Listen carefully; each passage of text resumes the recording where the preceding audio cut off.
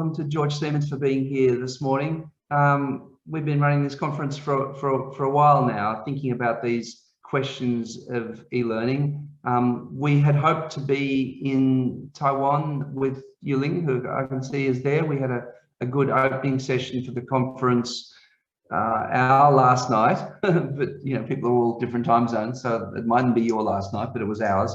So yeah, so firstly, I really want to thank Yuling for hosting the conference. And I also want to welcome everybody who's both here live, but also all the participants who'll be watching this recording afterwards. So, and one little thing I want to say just before we get started is that there are many parallel sessions, and we've been working ever since COVID on building this event module in Scholar. And that's the place where extended discussions can really be held. These are kind of more limited kinds of spaces, this Zoom space, but hopefully when the recording's there, there can be ongoing conversation. But also when you go to the all the parallel sessions, for goodness sake, don't go without leaving a comment. It's interaction, you know, there's open space for interaction, which there never was in a conventional conference, you know, where one person got their question at the end and then everyone had to leave and you wanted to keep talking and you couldn't. Well, here we can keep talking as long as you like. So do go to all the other sessions and leave a comment there.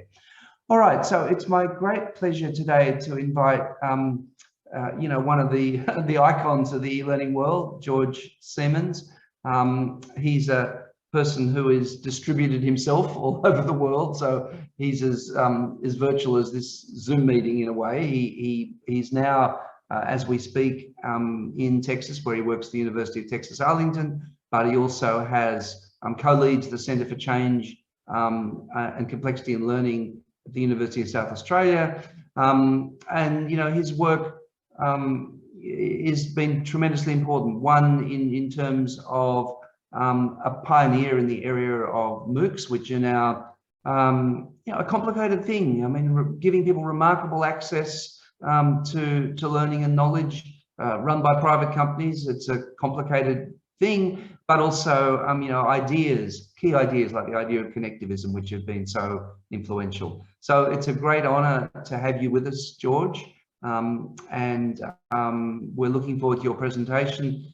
We have an hour for this session, so up until the next hour, if George gives his presentation, then there will be some, hopefully some space for Q&A in the session, live Q&A, but also, for goodness sake, go to the recording, which will be put up a little bit later today, and the conversation can continue there in the CG Scholar event space. So welcome, George. Great to have you with us. Over to you.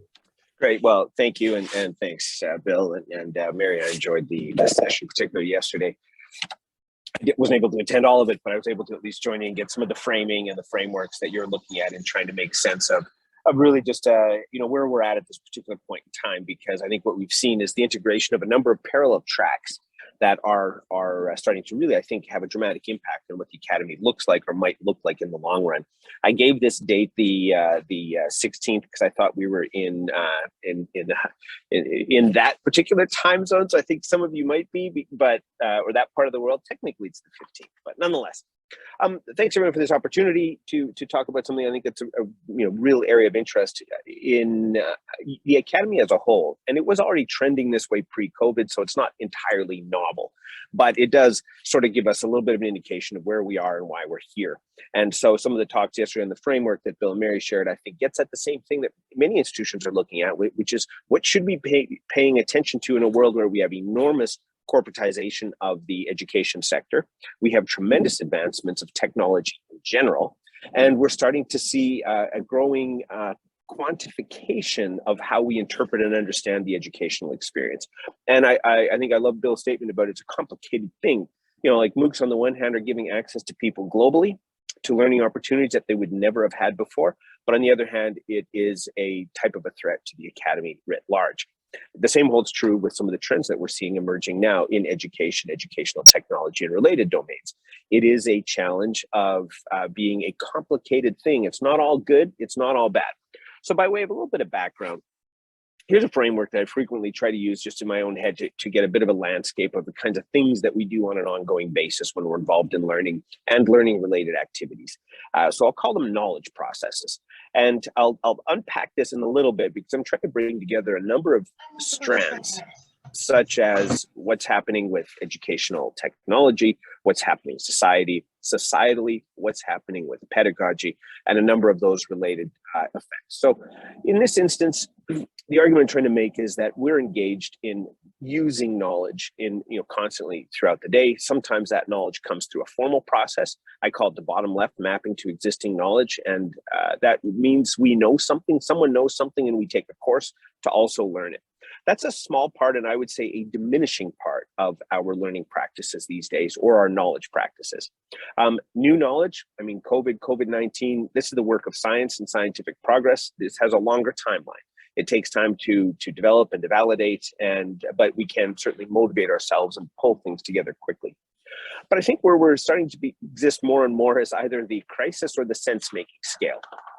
And these are places where we are involved constantly in trying to navigate and make sense of the world. In fact, this event here is a great example of a sense-making practice where a group of people come together and try and say, what's happening globally and what does it mean and how should I respond or relate to it? So I'm really trying to emphasize that the view of learning and learning practices that we've typically defined institutionally, I'll unpack this in a little bit, is actually the smaller part of our modern knowledge needs, and that has important implications for how we do learning and help people in learning related processes. Now, the challenge where I think we sit, which is the meta challenge that I'm trying to address, and the meta challenge is one that says we're no longer thinking alone, we're no longer learning alone. We are now engaged in active cognitive processes with artificial agents. And at some level, we need a pedagogy or a series of pedagogies that address this idea. What happens when there's a human agent that now has to work with knowledge being generated by an artificial agent? How does this kind of work unfold? And what are the best ways in order for us to be able to address this meaningfully? And so we're really talking about because we are being influenced, we are being impacted by what artificial agents are doing, and that has significant implications to, say, what a learning designer does. It has implications to self-regulated learning because there's something, if you will, a deity that is telling us where to go and what to look at and so on. Now, most modern institutions, and this is sort of a primary point, with schooling, whether it's primary, secondary, K-12, higher education, corporate sector, most of these systems are misaligned with what's being done with information and how knowledge is created today, and particularly at the space of the human-machine nexus. So a bit of the argument here is there's a reason why a number of online organizations, whether it's Coursera or LinkedIn or credentialing platforms, why they're gaining prominence. And that's because how we're doing schooling seems a bit mismatched with how people need knowledge today. And so if you do a quick look back and just say, well, how did we get here? So anyways, that first section is my opening sort of articulation of what I think the challenges are, which is we are mismatched institutionally for what people need today. And secondly, we are facing a world where knowledge is integrated tasks, where there is a non-human knower or agent or cognitive component to our activities. So let's just do a quick step back and I'll run through this reasonably quick. So many of you might recall pre-web. This was the use of computer-based training, DVDs in classrooms, not connected to the internet, and it was really heavily focused on an individual student. It's what she was doing in front of a laptop, and it was self-contained in a lot of ways, but it helped to at least communicate content. Then probably late 90s, early 2000s, we started to see the rise of platforms. At that point, it was WebCT and Blackboard, eventually Moodle. And these were systems that basically enabled us to learn in a structured digital way. We could put our syllabus online, we could have click-through content material, and that was, for many people, at least a fascinating time. And a lot of learning happened institutionally, where we invested very heavily economically in digital platforms, and we moved our curriculum into digital setting. And of course, this is 20 some years ago, pre-COVID, but institutions that played well here early on, I'm thinking groups like Penn State and others that had a strong online learning component, they did very well during the pandemic simply because they had that existing expertise. Then came what I still maintain is probably the single biggest trend that the education system has faced over the last several decades, and that was Web 2.0. Now, Web 2.0 as a technology isn't what I'm referring to here. I'm referring to the idea that we have a power shift that happens from the centrality of the educator to a distributed network with students. And Bill and Mary had a slide yesterday where they sort of articulated we've moved from the teacher at the center to this multi-connectedness that goes on between students. So networks that form where the teacher is still a node, but may no longer be the critical central node. Now, the technologies that we're using, they'll come and go. Second Life, I don't hear a lot about it now, but we used to hear a ton about it. But delicious social bookmarking was a big thing for a while. It's kind of faded. Blogs were huge. They're still out there, but they're not as prominent. Right now it's TikTok and other platforms.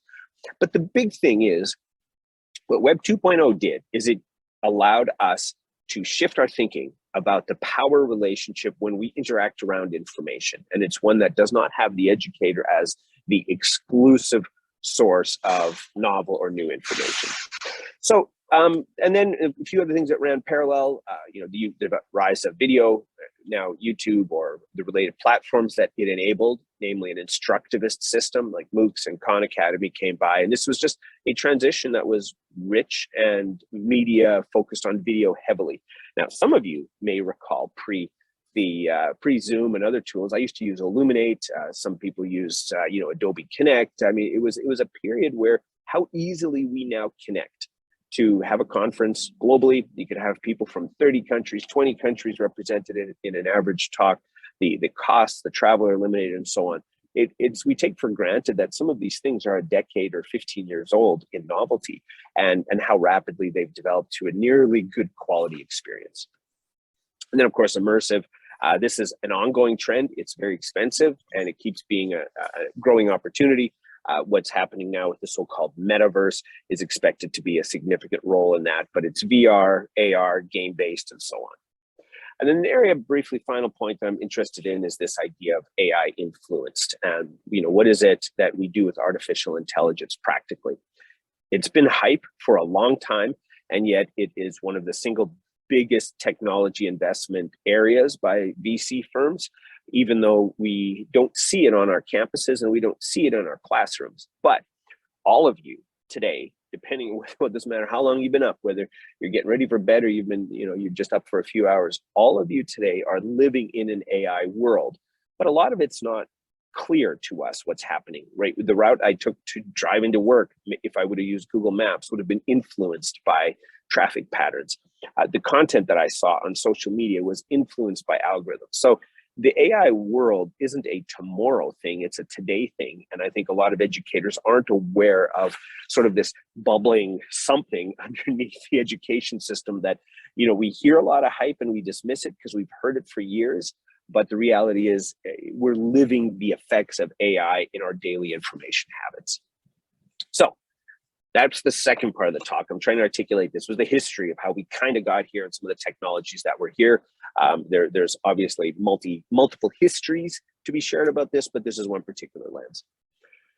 Here's where I think an interesting output that we need to focus on is that we now have a system where anyone can do anything. They can learn on their own. If anyone here says, I'd love to learn some statistical concept, you could go out through Coursera, through open courses, through OLI, through a paid service, through LinkedIn. You could learn statistics in a pretty rich, engaging way.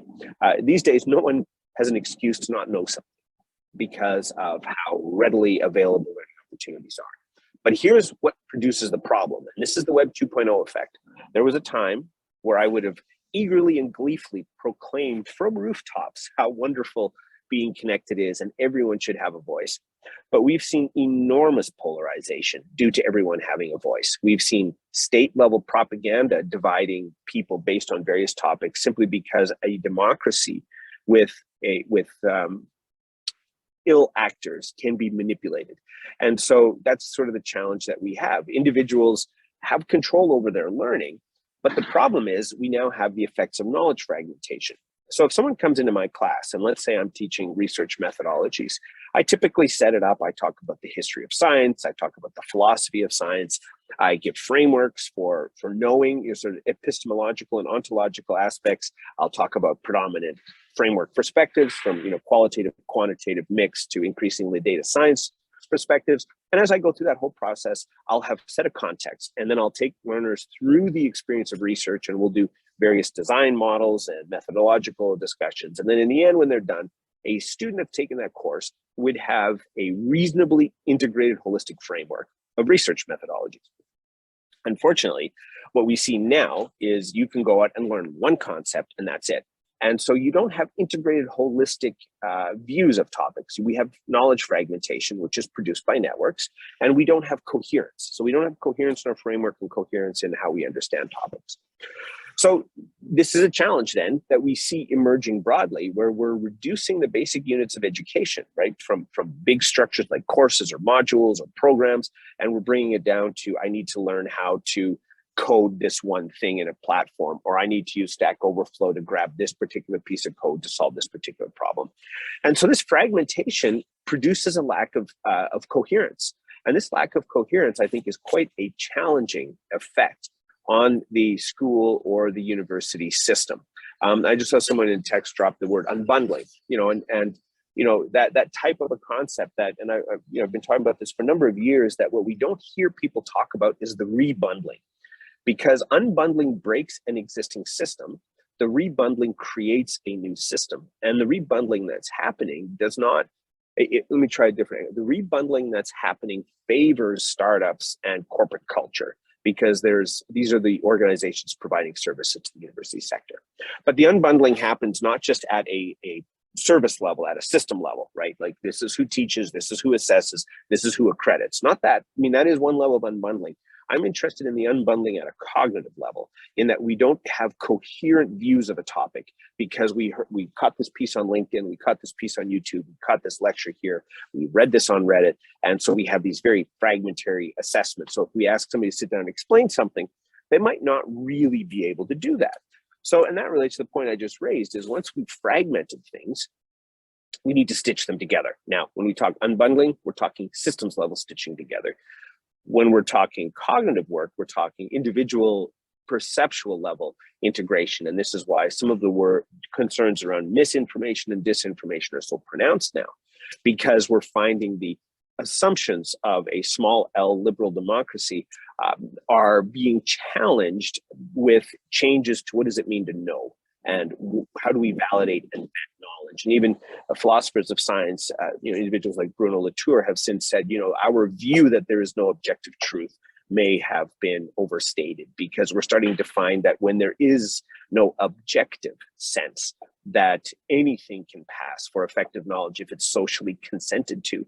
And with groups like QAnon and others, and you might have seen, birds aren't real kind of misinformation, or interesting QAnon type campaigns, it produces some alarming outputs. And so that's where we're at. We've got this fragmentary stuff, and the effects of it are fascinating on some levels, because there's interesting work by a prof out of UK that looked at the illusion of explanatory depth, and she would have students draw things that you experience on a daily basis, right? What is a bike? How does a bike work? And the students would draw it. And fascinatingly, they would make tremendous errors in it, which means a thing you use every day, you haven't thought through or interacted deeply with it. That's a fundamental problem. Or another illustration is graduates at MIT, top engineering school in the world, most would argue, would be unable to power a light bulb with a simple wire, battery, and bulb. And, so there's basic fundamental core attributes that aren't understood. Another one is the private universe example, which was done with Harvard, where a large group of graduates, it was 21 out of 23 graduates, were unable to explain why we have seasons. Many felt it was due to proximity to the sun rather than the tilt of the Earth's axis. So what we're finding is, even pre-internet, what we thought people understood was actually often surface level understanding. And if you sort of scratch the surface a little bit, you would find some pretty deep and pretty fundamental misunderstandings that existed in those spaces. Now, to address some of these things, there's a group of researchers, individuals, theorists that have sort of come along and tried to say, well, it's more than that. Like, in fact, we are fundamentally, we don't have knowledge in our head the way we think we do. We all think, and we are actively involved in thinking as part of systems, meaning that we are involved in this distributed network where information is not just in our head, it is out there in a range of different spaces. It can be tools, platforms, it can be externalized, like Piaget and others would have argued, Vygotsky. There's social structure, there's societal implications from a morality end, and so on. So we have this idea then that learning is not a very clean process. It is multifaceted across multi-dimensions, multiple artifacts, and that produces some significant challenges to what happens when we now inject enormous autonomy and agency into the system. That and a platform that allows people to go wherever they want to go to learn whatever they want to learn. Because in some ways, these early learners don't know what it is that they need to know. Those of us that maybe have a degree of expertise in a field, we have a much easier time going out and just like, oh, hey, this is what I need to know, because we know the landscape. But if you're coming at a topic new, it's not terribly effective, which is one of the possible reasons why some of the outcomes of learning in the age of COVID was difficult for undergraduate students in particular, because they don't have a core foundation to sort of connect pieces to. Now, over time, once they build that foundation, which is a reason why so many of the master's programs are at or so many online programs when they started were actually at the master's level, because that's a student population that is better able to navigate and to work with whatever types of tools or technologies you need in an online setting. Now, a number of years ago, I tried to articulate, well, if we look at this view, learning being fundamentally networked, knowledge is an active network. The structure of knowledge is networked, and when we learn, we're actively forming these networks. And I've argued that they sit at three fundamental levels. If you look biologically, learning is active neurons connecting and firing and forming patterns of connections. Conceptually, we learn, oh, this topic is related to this topic, and this part is related to this part in our courses. That's the core of what we do in universities anyway. And then external is where we rely on these networks that we're a part of. As I mentioned, the externalization, socialization, knowledge is distributed, learning is embedded kind of thinking. Increasingly, this is a function of technology. So part of what I'm positing is that, we are, knowledge is a network process, and learning is where we grow and prune those networks across these levels. But it also exists at a team level, organizational level, and even societal level. I would argue that our most sophisticated knowledge is actually stored in our culture and not in the heads of individual human beings. And I've already talked briefly, this idea of these learning attributes happen at these three levels: neural, conceptual, and external. Now, where it starts to get complicated is we end up being introduced to agents and technology agents that are exceptionally complex and that start to do thinking type work for us. There was an interesting paper that Johnson and others did almost a decade ago now, where they looked at the role of AI or AI technologies in a number of spaces. And they found that systems are moving at such a fast pace. This was based particularly on stock market trading and the idea of micro crashes. And they were, these systems, as they finally argued, that it happened at a pace and a place where humans essentially lose the ability to intervene in real time. And that's consequential because it really addresses fundamental problems about what we should be doing with our platforms, with our schooling systems, because it's integration of machine output information and knowledge that should be a fundamental output of the education system. So let me try and articulate that a little bit more precisely. If I was to argue and I'll get onto this in a few slides, but if I was to argue the fundamental change that needs to happen educationally is that we need to move to the idea of coherence formation through networks, giving people the literacies and the skills to enact those kinds of capabilities in spaces where they have access to an overwhelming amount of information.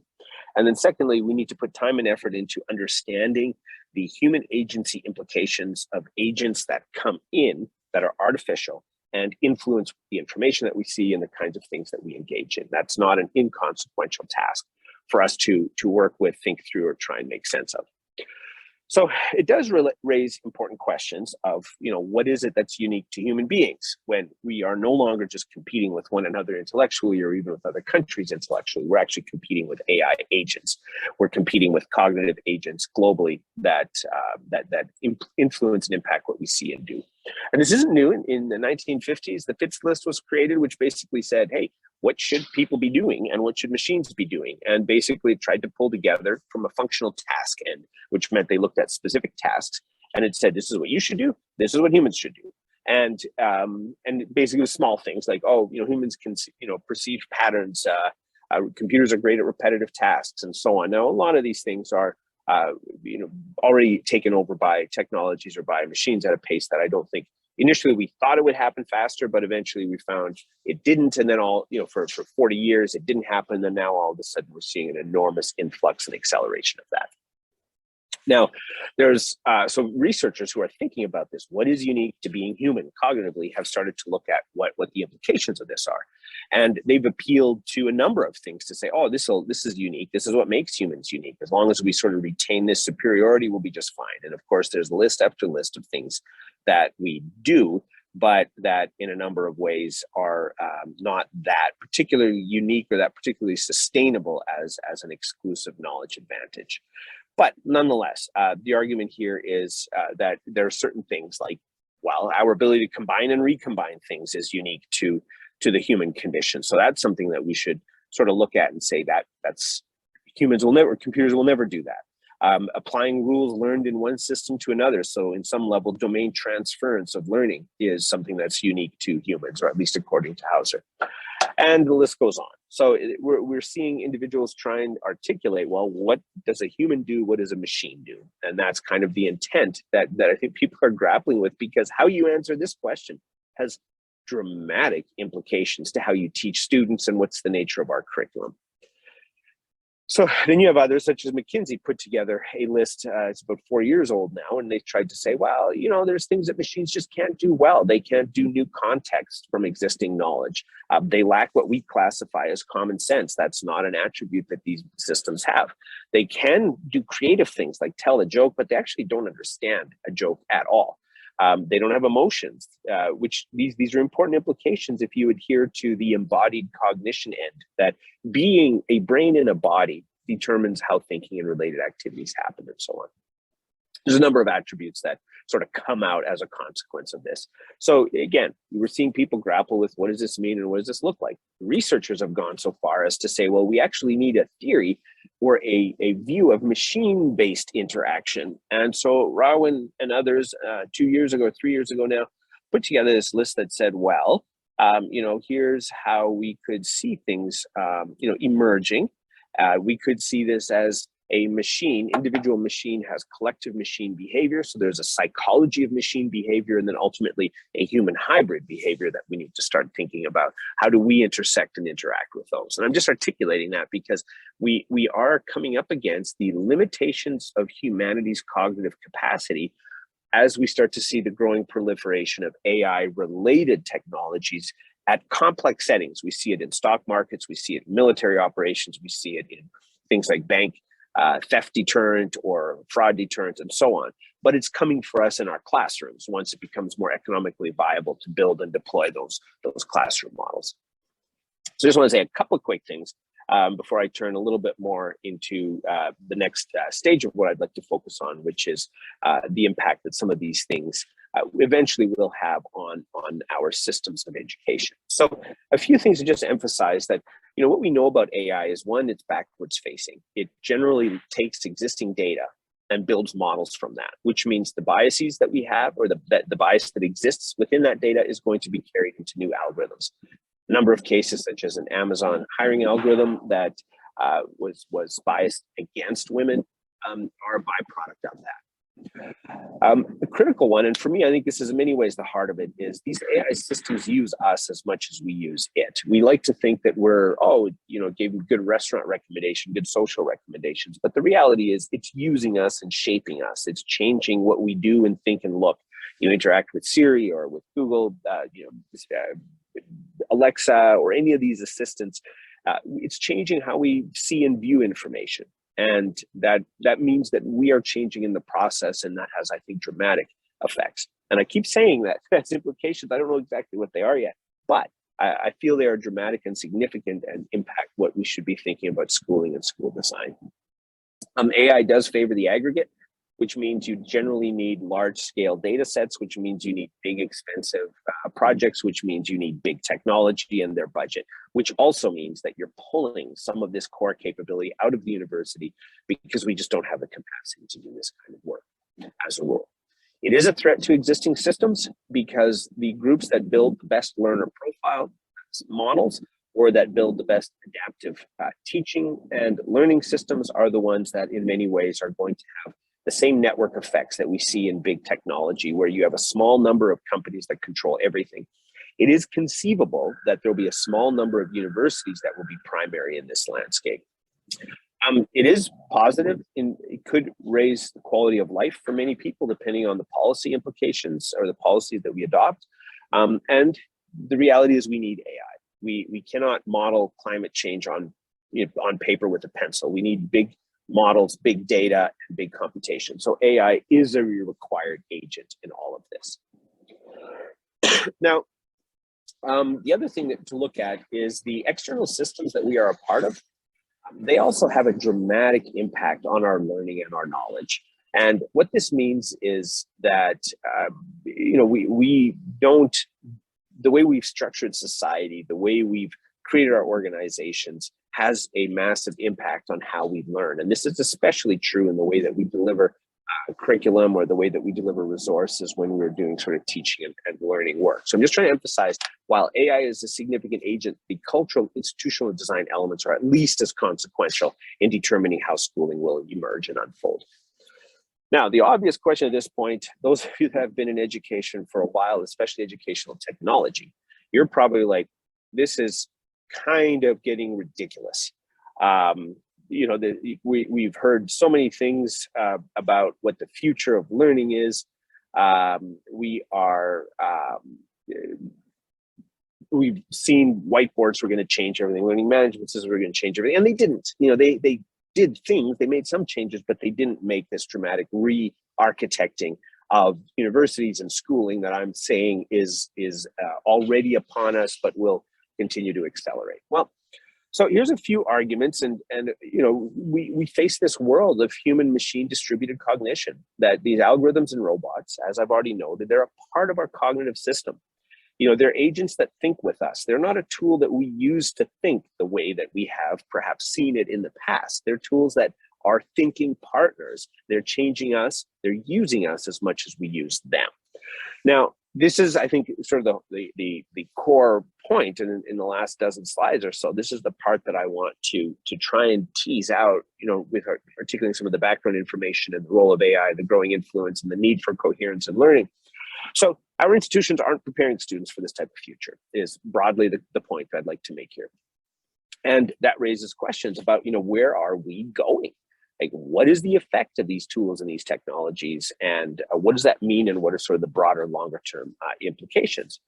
Because, on the one hand, we definitely need a vision. We need a technical infrastructure as universities to do this, and I'll share some projects that colleagues from University of South Australia were engaged in. And we need the related support network. So part of this will be a little bit, I'll just touch on a couple points briefly technologically, but just to make the argument for why we need a different system. But I also think leadership is another key part of it.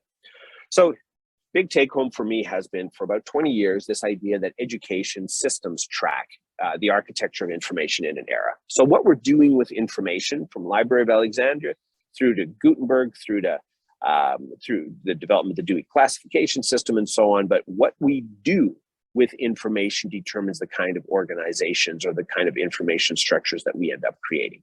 And so what that means is that if we really want to understand what's going on with information or the future of university sector, the question we most need to pay attention to is what's being done with information, who's controlling it, how is it shared, how is it generated, and how is it iterated, and the list goes on. Because and so if you want a system of knowledge and learning development, you need something that at least aligns with the affordances, which I know affordances came up yesterday during Bill and Mary's talk as well, but it needs to be aligned to the affordances of those technologies, that information space. And so information today, you're familiar with all this, so this won't be novel, but it is, open, distributed, scalable. It's generated socially, it's networked, it's self-organizing, it's global, and the list goes on.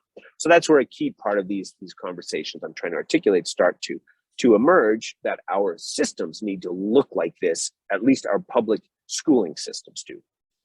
And going back to a slide right at the start, most of our existing education practices are a little bit more focused on these kind of limited structures where we know things and we communicate it, but all of the future of work and knowledge and learning sits at these domains where it's new knowledge being generated, or we're careening from one crisis event to another crisis event.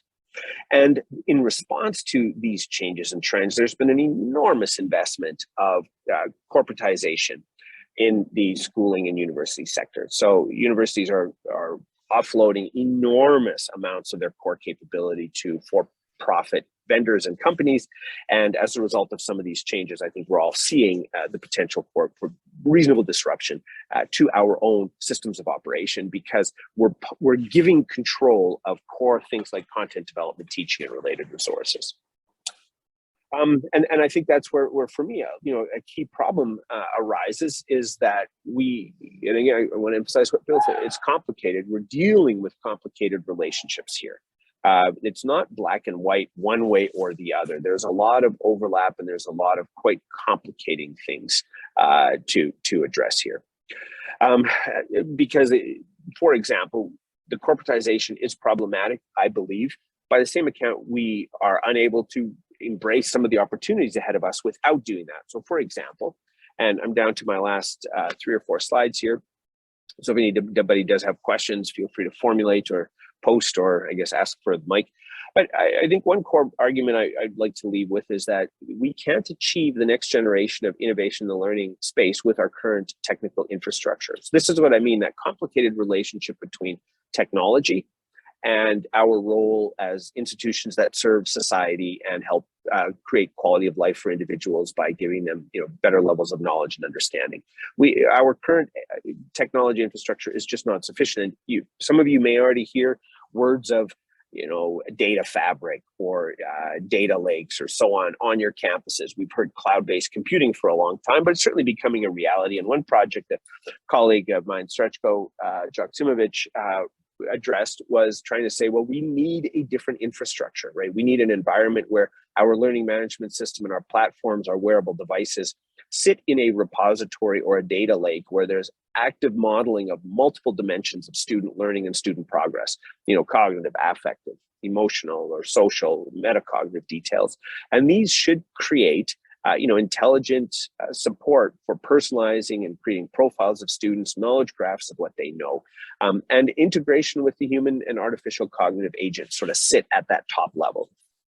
A lot of questions I'm not going to get into here, but around governance, security, ethics, privacy, and then the multiple stakeholders in it. But my argument here is your institutional data, if you're going to move more into adaptive learning or knowledge or profile building, will need to happen in a technology environment that will likely be Azure, Google, Amazon, or any of those platforms will be the prominent ones. But the leadership requirement is the critical part that I think we don't hear enough of, or we don't have enough general attention being paid to this. And so with leadership, we have this area of overlap where we want adaptive. So on your right-hand side of your screen, we want creativity and adaptivity. But any leader has to produce results. And by producing results, they have to take creative, innovative ideas and scale them. When you scale them, you have to minimize the creative capabilities. It's like when you have to do your annual tax filing and compliance reporting, creativity isn't what you want from your accountant, right? You want someone who understands the landscape and produces the effect. So this model of leadership, and we've called it the SPARK framework and done a number of workshops or papers on it, is about everything that's happening leadership-wise sits between the innovative creative tensions of new ideas versus the organizational effects of producing the results that you need. Or at a smaller level, it's easier to manage the corporate technology infrastructure, because you can buy that expertise, than it is to navigate or engage or influence culture. So there's this idea that the soft things are hard and the hard things are easy. Or put another way, this is a term that my colleague John Drawn has mentioned in the past, is that the social collaborative activities of an organization, that's very hard to manage. The technology stuff, the hard quantitative stuff, that's actually easy to manage because you can buy and acquire that expertise. And then another point we just launched was the Global Research Alliance for AI and Learning and Education. We've added a number of what we call like 8-9 charter universities. So we have a number of workshops and publications and white papers and so on. We're planning our first in-person conference. We've run it online 2 years in a row now, but we're planning the next one stateside in early December. And so we've got all the major AI and education research labs globally affiliated on our advisory board. And so we're really trying to push capability and preparation for this future of AI. And then this is my last slide pitch, which is the Master's of Science in Learning Analytics that I run here at University of Texas, Arlington, where we're looking at data-centric views for innovation and related things. So if any interest exists, let me know. And I think that's it. So I'll stop sharing, and I ran through that very quickly. No, wonderful. That was a tour of all the kind of major dilemmas in this area. So wonderful. Thank you very much for that, George. Now, we've got some questions now. We have a first question from Kiko, then one from Mary. But if anybody else would like to ask a question now during this live session, please just put it in the chat. So Kiko, over to you first. Thank you so much for a very insightful presentation. My name is Keiko Tanaka, based in Tokyo, so excuse my turning camera off. I've been interested in how people share knowledge and how they make decisions based on their understanding from the perspective of the media studies. And then I've recently landed on this new learning as a discipline for figuring out how we do what we learn. And I'm particularly interested in the use of micro-credentials and digital credentials and how that can address those institutional issues that you have mentioned. At the same time, this is a very systematic and high-level issues that span across technology, policies, and of course, education. What would be your advice on taking this, tackling down all these, multidimensional issues as an approach? I'm not sure if I made that into concise questions. But thank you so much. So yeah, no, just before you mute, are you looking at the are you looking at the effects of credentialing specifically on that, or are you just in response to the multidimensional stuff that you were mentioning? Well, I would say that for just the credentials and recognition.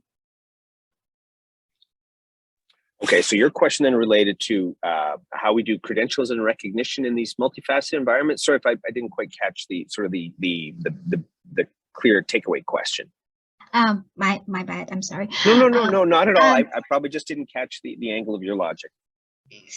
So, given your awareness on these cognitions issues about institutions with the AI, how would you say best approach to designing these ecosystem in credentialing?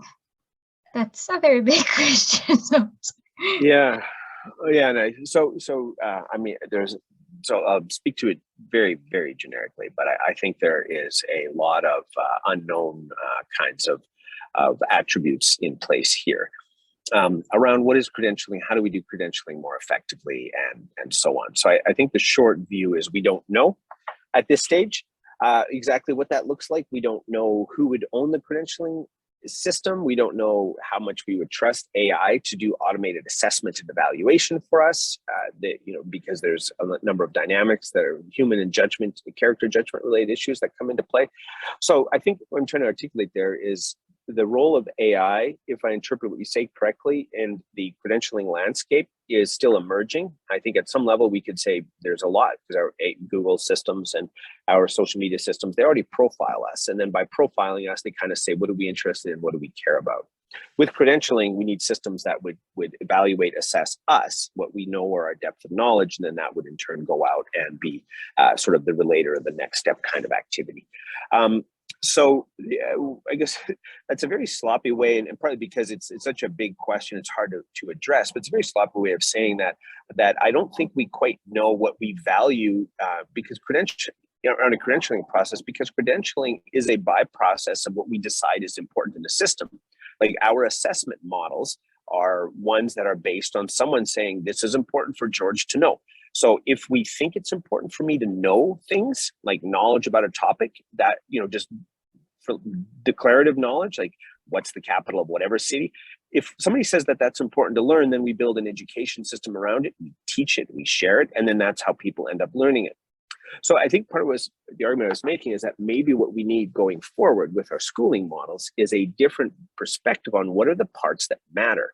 Does it matter that you have a credentialed approach, such as George learned this topic? Because I don't know if that's the best way to go. Maybe what we're trying to credential is attributes and states of being or ways of being. I've used the term beingness in the past, that's the education system needs to teach beingness, the role and the kinds of people that we are, because, we can Google anything that we generally need to know fairly quickly. So there are two angles there, I guess I'm trying to get at in a clunky way is just that the scope of what you're asking is quite large. And so what the role of AI is in credentialing, we don't know. We need to negotiate the values that we care about. The bigger question is credentialing even a useful model in a world where AI does the core learning and much of what we're looking at is instead beingness attributes? Who are we as people?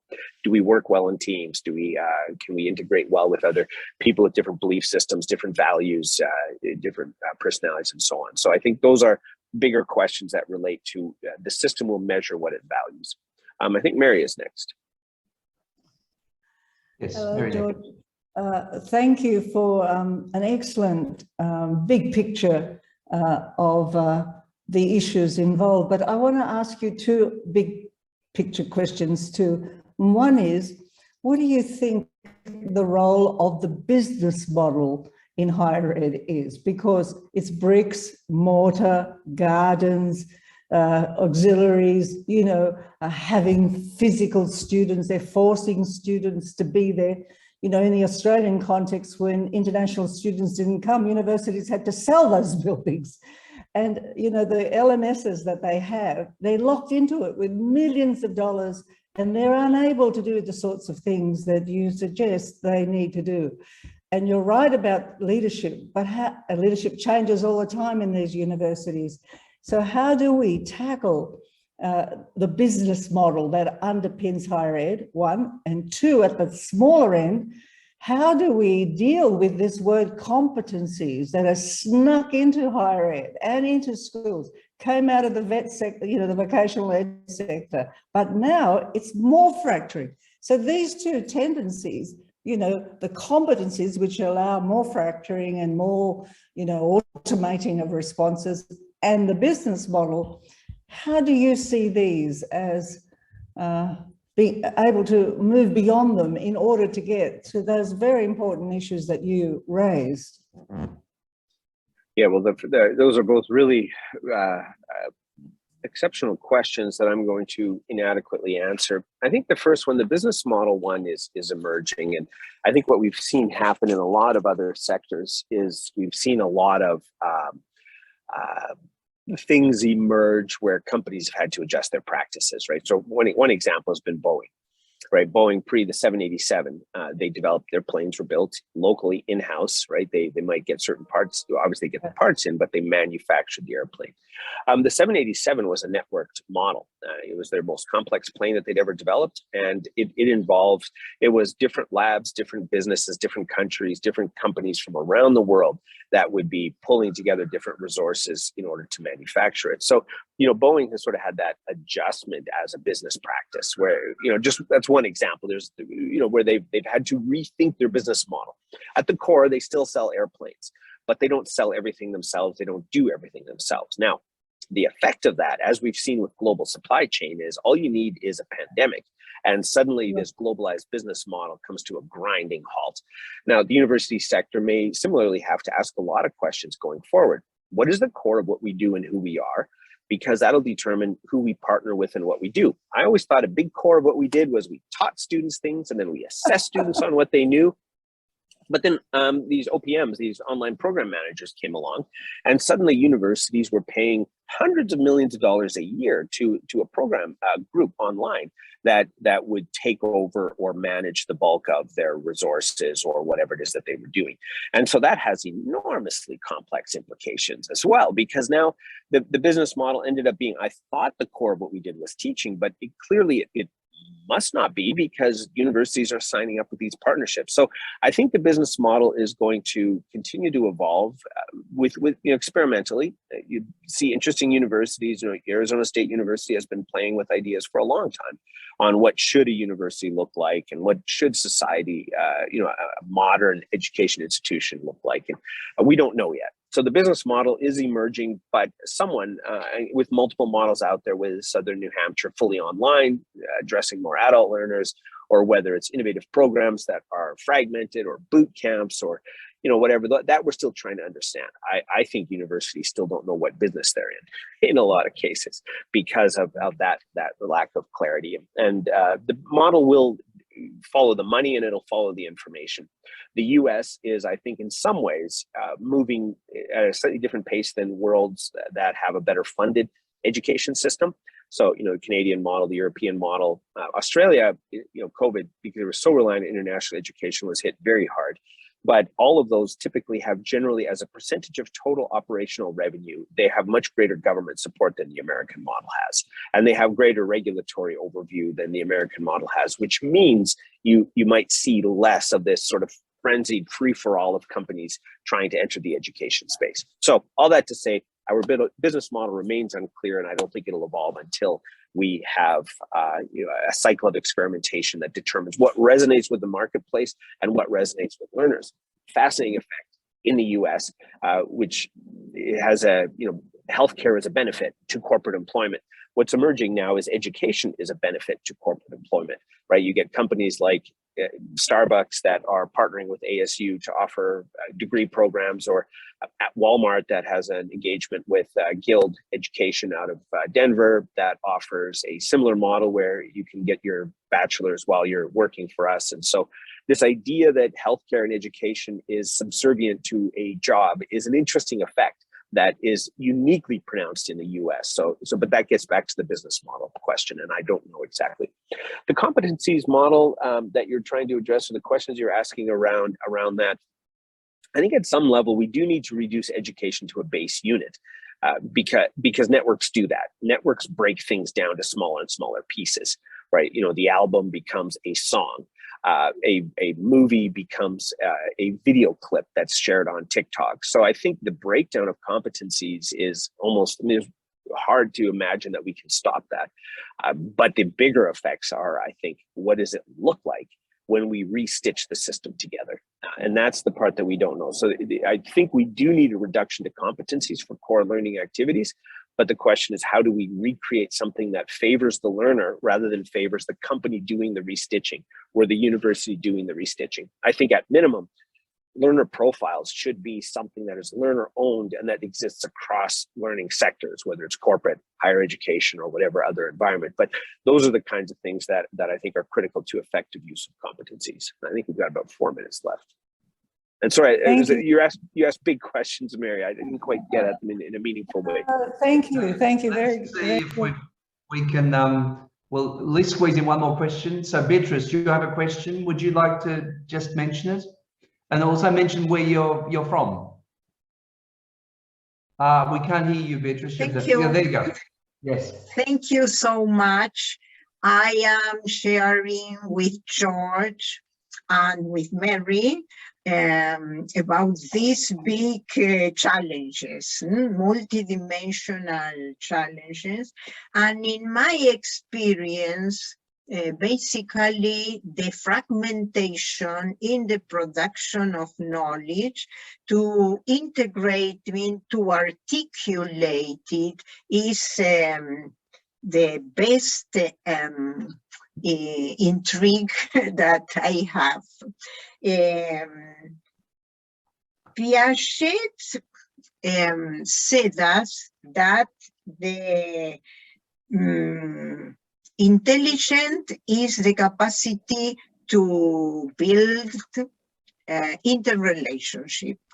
And in general, I don't see the development of this capacity in the everyday educational work.